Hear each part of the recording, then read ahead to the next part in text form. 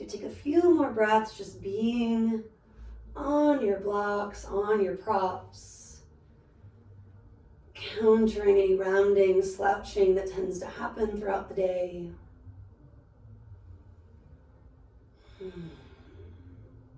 Letting prana, life force, oxygen flow a little more freely. And start to take that with you as you stretch and yawn. You can flex and or point the feet. Reaching maybe through one side a little more than the other. Last breath, just being here. Exhaling to melt around those blocks a little more completely. And then do walk your feet in if you haven't. Roll over to your right. Lift up just enough to move your blocks or props out of your way. And then come right back down to your back.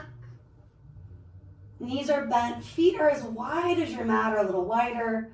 Arms are going to fall to a loose T or V kind of shape. Exhaling both knees over to the right. Inhaling through neutral. Exhaling both knees over to your left. Do that a couple more times each way.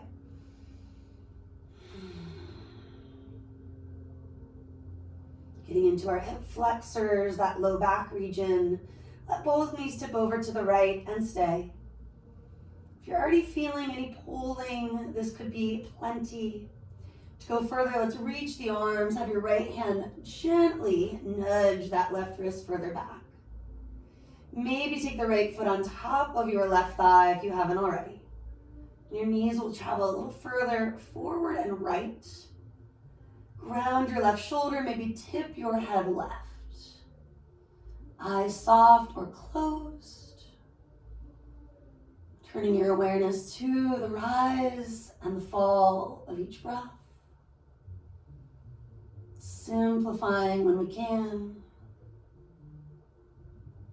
Be letting your sankalpa, your intention, get clear here. A short phrase, a mantra. Maybe starting with that simple idea of linking breath and movement consciously with that said or windshield wipering. Anything along the lines of I am inhaling, I am exhaling. Integrating that pranayama to the asanas. And when your knees do tip left neck, stay put. Lingering in each phase for a moment. You can always start with the arms like I did and then add the leg or legs. You can also go the other way around, placing the foot on the thigh and then considering reaching, pulling gently on that right wrist. The knees are traveling forward and left. Your right shoulder might need that reminder to rock a little to the right. The head could take you a little further in that balancing action, tipping it right any amount. And the eyes are open or closed, but they are soft. Specifically broaden the mind's eye between the upper eyebrows. Maybe lick your lips, swallow, bring back that horse breath or that bigger release through your mouth. Gradually come on back, keeping the feet relatively wide, let the arms relax. I'm in a loose cactus-like shape. And the knees tip in, the outer edges of the feet do gently lift up. Melt the shoulders, the head and neck back down. Bigger breaths here, getting into the lower hip that runs into the outer thigh toward the knee, or a T-band, outer quad region. And then eventually separating the knees. Walk your feet toward each other. Pick your knees up.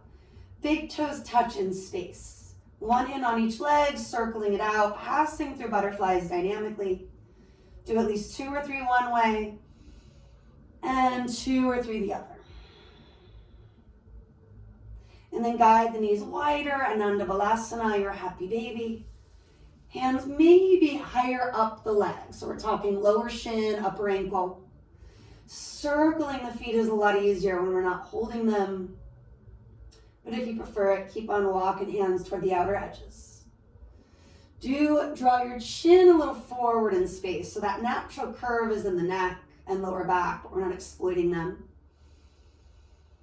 Hike the feet maybe back a touch, stacking heels over your knees, not your booty. And then let's start to rock right to left, tipping the head the opposite way as your hips are moving. Breathing in, breathing out. You can start to straighten out the legs if you haven't here, ecstatic baby. Maybe 1, 2 on each side, or just coming into the wide-legged shape, that straddle split idea. Knees are not jammed, but they are getting straighter. Feet are flexed, so unlike a ballerina or something of that nature, draw the toes back, reach the heels forward.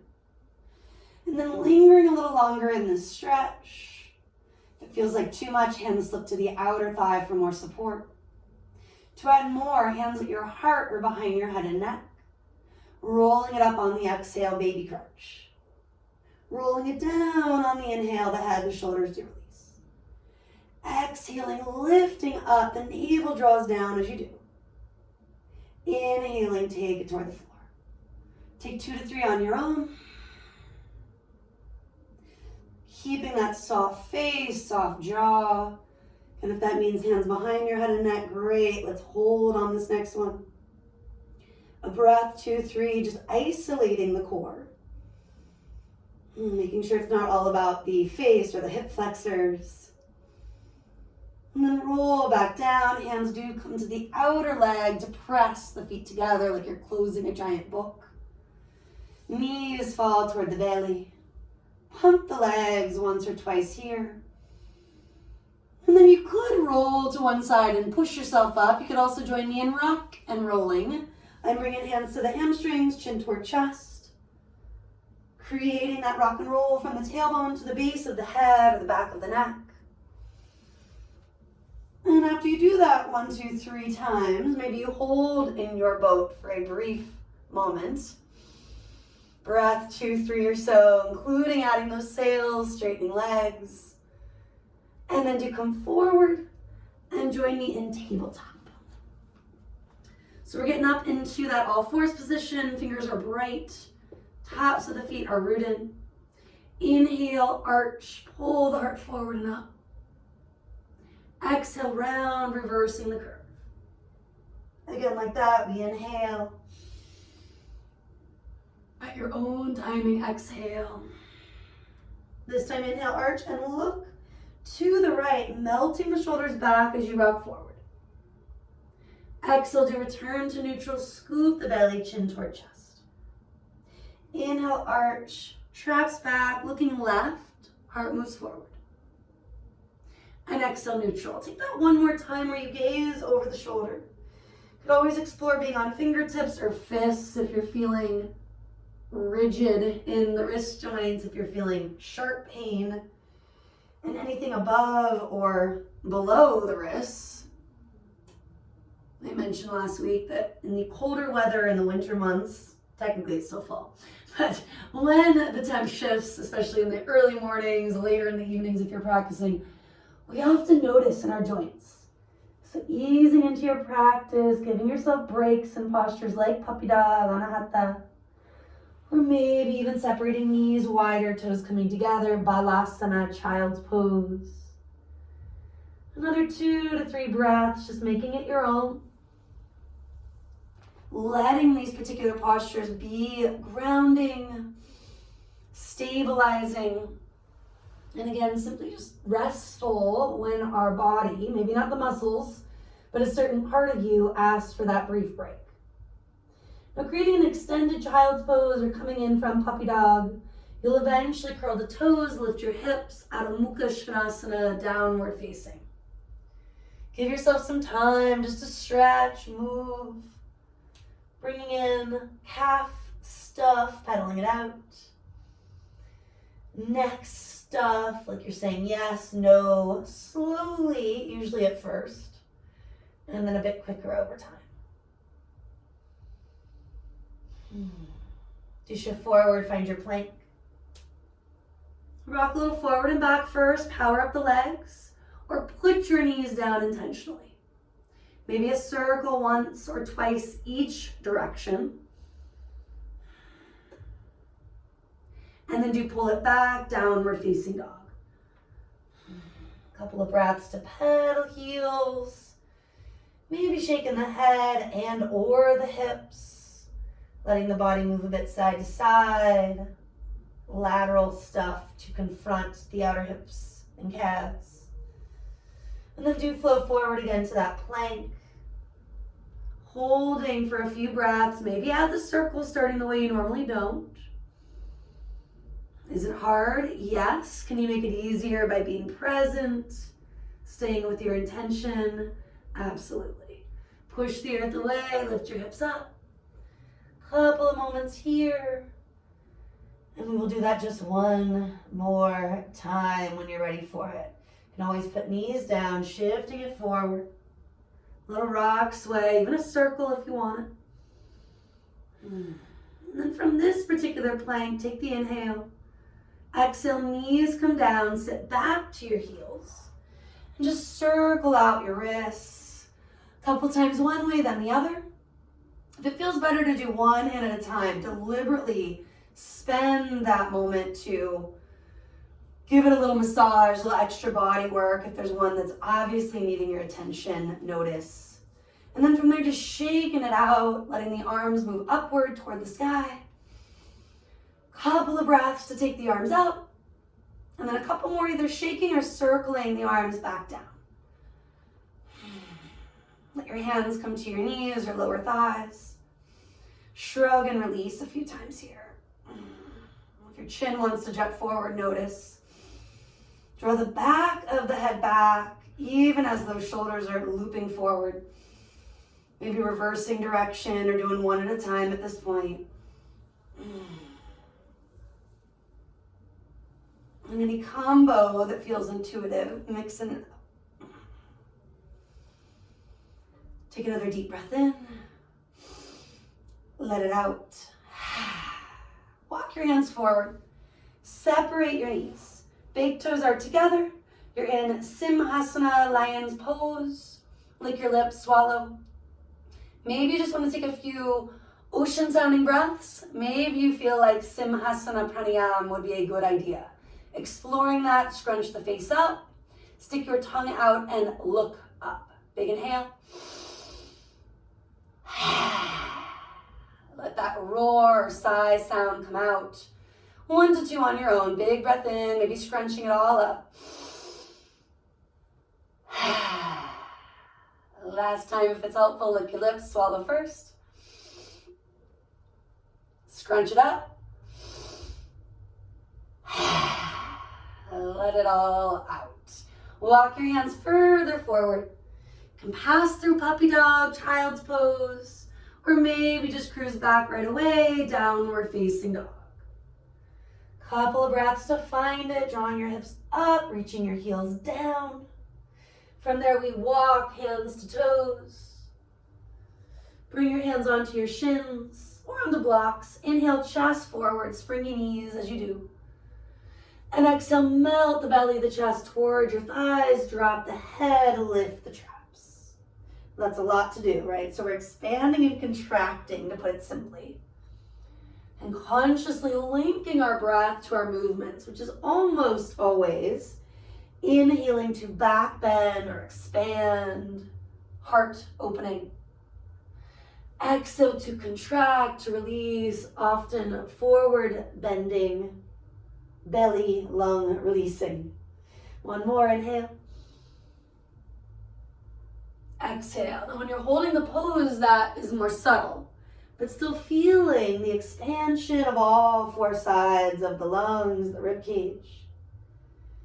And then specifically, you'll feel it most in the front body as the diaphragm empties, the belly draws in and up. Inhaling, we expand, fill completely to the top. And exhaling, release to the bottom. One more breath, just being here. Subtle rock sways, brightening toes if that got lost. And then like you did in the half lift, hands this time to hips, but lift in such a way you're lengthening from the tail to the crown and pause as you exhale. Now root through the feet, use the legs, the core, inhale it up. And a big exhale at the top. At least a shoulder roll or two. And then you join your palms, pressing the finger pads or the whole hand. Broaden the collarbones. And a bit more subtle when holding the shape. But feeling how your chest, your pectoral muscles expand on the inhale. And then without losing the lift, the length, they contract. The belly draws in and up as you exhale. And we want to keep the lift, the expansion of the heart throughout. There is that subtle feeling of emptying, of maybe not feeling quite as tall or as expansive like the mountain as on the inhalation. Bring that flow with you. Inhale, take the arms up. Swan diving, exhale, take it down. Inhaling, lengthen halfway. Folding from there all the way. Inhaling, take it up, maybe gaze up. Exhaling, hands to your heart. Let's take that quarter turn if the space you're in allows. Shifting perspectives, inhaling. Diving forward, exhaling. Inhaling. Clearing everything, exhaling. Use the strength of the legs, the core. In some ways, that's the hardest part, is coming up. And exhale, hands come down. Again, quarter turn if it allows in the room you're in. Inhale. Exhale. Inhale. Exhale. Inhale. And exhale. Again, quarter turn, deep breath. Leave the heart and melt. Deep breath in. Melting sensation, full breath out. Deep breath in. Integrating, connecting, full breath out. One more time with that quarter turn. You inhale. Diving forward, you exhale. This time, inhale, chest forward. To gently press your thighs back without locking your knees. Feel the difference. And then walk it forward to down dog. Couple of breaths, a little rock, sway. Building more heat, let's take it to a plank pose. Knees up or down, start to lower. Exhaling maybe more than once on the way, if you can control that. No big deal if you've already landed. Slide the tops of the feet back. Interlace fingers, or do what you gotta do here. Grabbing a strap, a sock, whatever you got. Root your feet, start to rise, a low cobra variation. So you are grounding through all 10 toenails. Your outer ankles are hugging in, your kneecaps are lifted. Can you add that shoulder roll sensation for one more breath? Inhale at the very top, exhale, float it down. Notice which thumb is on top if you are interlacing. Take a breath or two on each ear, and then you'll switch it if you haven't already. And you can also take hands wider, lots of reasons. It might not be that you're super stiff. It could be that you put lotion on before you started practicing. Taking care of ourselves, root and rise. Grounding down to lift up. Can you coil the inner shoulder blades forward toward the heart, pressing them in, and then finally breathing out, come on down. A little longer, an extra breath or so on each ear. Some windshield wapering actions, side to side and or crisscrossed legs. I like a good combo of the two most days. And then shimmy your hands back. So somewhere around the mid to floating ribs. Draw the elbows in. They're facing the sky. Curl the toes under. You can use the knees or use the strength of the legs and core. Push it up. And draw it all back. A breath, two, and then we will flow it all together. Maybe sighing first. Ocean sounding inhale, coming forward. Ocean sounding exhale, take it halfway or all the way. Inhaling your choice, cobra, keep going. And maybe linger in the first one, upward facing dog.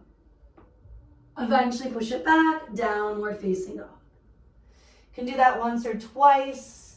on your own. If you need a visual, I will demo the modification happily. Sometimes we forget our different options and choices. It's important to remember it is not a one-size-fits-all practice. And it might look very different day to day. I've shared that for me it's very different afternoon versus a morning practice.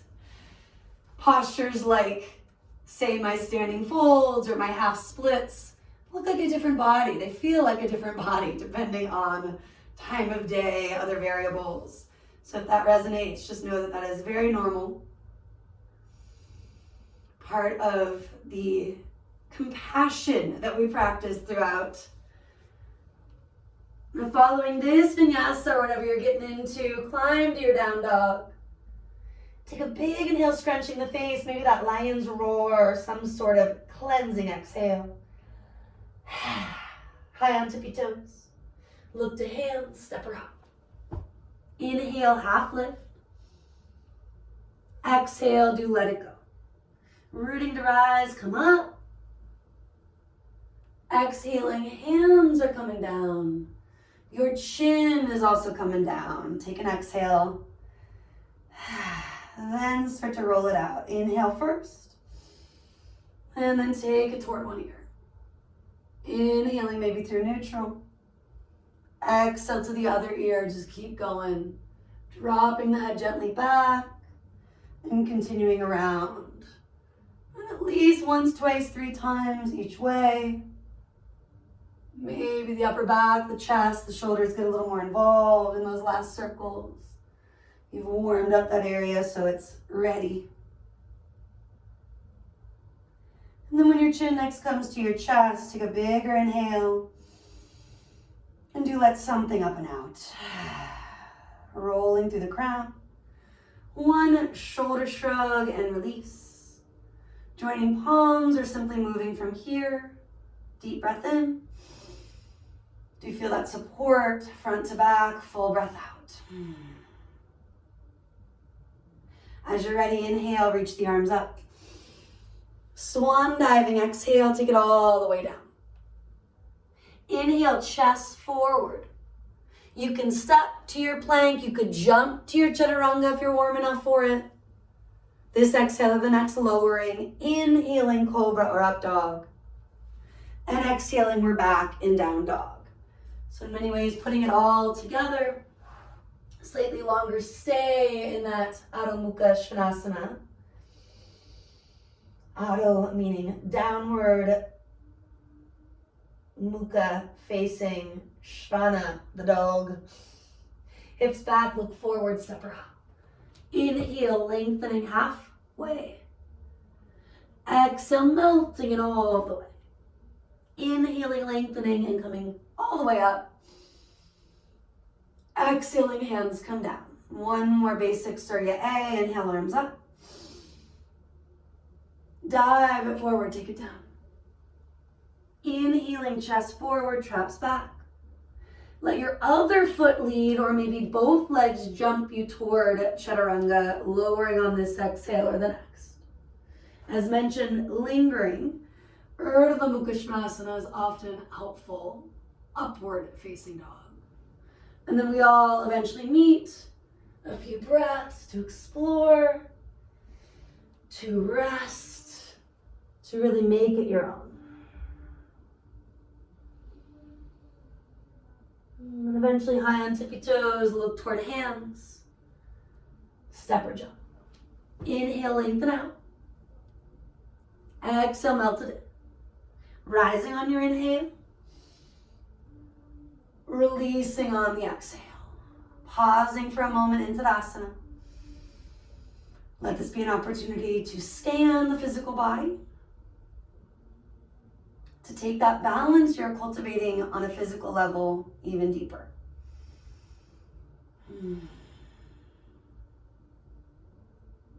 Using these different tools such as a Sankalpa to re-anchor to the here, the now, when inevitably our human brains go elsewhere. Catching yourself maybe a little sooner than later. Whether that's just a word, a phrase, anchoring back to the breath itself. Feel that shift. Empower yourself knowing that it is always available. Let's take the arms back up. Opening the heart, cactus it out. Inhaling, reaching up. Diving forward, take it all down. Inhaling, chest forward. Demoing the jump back if you need that visual. Navel hugs in as I breathe out. Rocking the heart forward, shoulders, the legs, loop back. And exhaling, maybe using knees or going right over your toes. Brighten your fingers. Start to reach your right leg to the sky. And let that hip roll open for a moment or two. Maybe kick the knee. Consider adding a little figure eight with me here. And then we're going to take it into the variation of tiger where the right knee moves toward the right tricep. And you're holding for a few breaths here. The heel lifts. Push the earth away. One more big breath, waking up your obliques and pelvic floor. Now inhale, right leg to the sky. Passing through that shape step wide, turning that foot, ankle, knee, and hip out. Somewhere around 45 degrees. Reach the heart, the crown forward, rocking it out. Noting you can keep the back knee lifted for several more breaths. Or at any time, bring it down. Pat it if you need to. We do want to slide the left foot back a little bit further. Take the chest, maybe the arms, the forearms down, or at least a little forward from there. Springy elbows are, of course, all the way grounded. The blocks under the forearm could go kind of in between action, if you will. A few more notes. Rocking to the outer edge of that right foot. Generally feels good in the right glute. If it just puts pressure on your right knee, don't do it. Maybe you start to apply a little more pressure intentionally on that inner thigh, rolling the heart up, traps melt back and down. A few more things. We could twist. We don't have to. Reaching, opening up that right side of you. And then maybe bend the left knee, and you're getting into that left quad and hip. Ooh, mine is tight. Take a few breaths here, maybe kick it back on the inhale. And then ease it forward, maybe look forward or down on the exhale. And just options, backing off to any of those other variations. There were several leading up to this. Sometimes our body is just saying no on this, right? The hamstring cramps, etc. Take another breath, two at your edge, lingering where you feel like you really need to. And a big sigh might also help. Now we'll bring it through that tiger shape today. So you're going to lift your left knee up, plant your right foot, the palms, and then scooping from the pelvic floor, the core, you try to lift your own foot and knee, and then you bring it all back. Right foot comes down, a little paddling, stretching, yawning. Left leg's turn, sweep it up. So adding some basic movement at the foot, the knee, the hip. Talked about maybe adding a little figure eight kind of thing first, leading up to that lizard. And then you bring it to the variation of tiger where the knee comes to the outer upper tricep, heel moves with you. Notice if it's all in the face or the fingers, less there, more elsewhere. Now taking the leg to the sky. Shifting forward and wide, we step. So again, lots of options, very different from right to left, left to right. Some sways, maybe some circles. Elongating when in doubt all the way to the crown. If you're looking at your own belly, reach forward first. The back heel does press back. Maybe the knees already come down, maybe not. You can slide it back, chest further forward. You can actually walk the forearms, the hands forward or not. At this point, maybe you're on the outer edge of your left foot. Talked about it being a big release in the glute, the groin, but sometimes it's the knee that bears the brunt of it. So listen for even whispers if there's something sharper. And then at any time, adding that twist. Breathing in, breathing out. Maybe you go further. Bending your right knee. Checking in. and potentially moving through that gentle heart opening. And then that hip flexor quad opening. For me, that's usually the trickier part. Breathing in, breathing out. If you are stiffer in these regions, so good for us, but also intense. If it becomes pretty easy, it's generally a sign there's a lot of range of motion in those areas.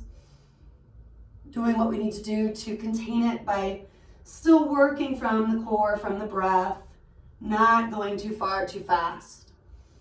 That's a little less common, but it still is an experience many bendier bodies have. I can't usually relate, right? But I can explain. Now both hands come down. You're going to transition eventually to that tiger. It is tricky, but kind of in a fun way, right? Scoop it up. Eventually take the leg up.